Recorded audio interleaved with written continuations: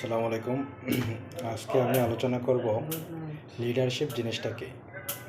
Leadership বলতে কী বোঝায়, আর leadership দিতে হলে অথবা লিডারশিপ অর্জন করতে হলে একজন ব্যক্তির কী কী গুণাবলী থাকা দরকার। Qualities of leadership.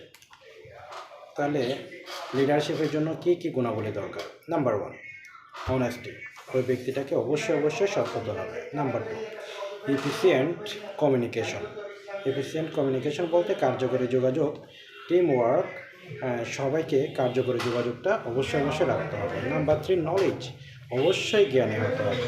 Number 4, consistency. সবাইকে ঐক্যবদ্ধ থাকতে হবে। Number 5, visionary outlook. সবাইকে দূরদর্শী দৃষ্টিভঙ্গি রাখতে হবে। Number 6, selflessness.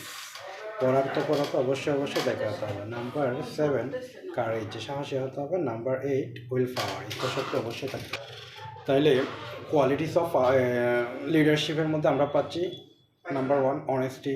Number 2, efficient communication. Number 3, knowledge. Number 4, consistency. Number 5, visionary outlook. Number 6, selflessness. Number 7, courage. Number 8, will power. তাহলে কোয়ালিটিস অফ লিডারশিপের মধ্যে আমরা কী কী পাচ্ছি? 1 নাম্বার, অনেস্টি, সততা অবশ্যই থাকতে হবে। নাম্বার 2, এফিসিয়েন্ট কমিউনিকেশন, কার্যকরী কমিউনিকেশনটা সবার সাথে রাখতে হবে। নাম্বার 3, নলেজ, অবশ্যই জ্ঞানী হতে হবে। নাম্বার 4, কনসিস্টেন্সি, সবার সাথে ঐক্যবদ্ধভাবে থাকতে হবে। নাম্বার 5, ভিজিয়নারি আউটলুক, দূরদর্শী দৃষ্টিভঙ্গি সবার সাথে দেখাতে হবে এবং দূরদর্শী দৃষ্টিভঙ্গি থাকতে হবে। নাম্বার 6, সেলফলেসনেস, পরার্থপরতা সবাইকে দেখাতে হবে। নাম্বার 7, কারেজ, সাহসী হতে হবে।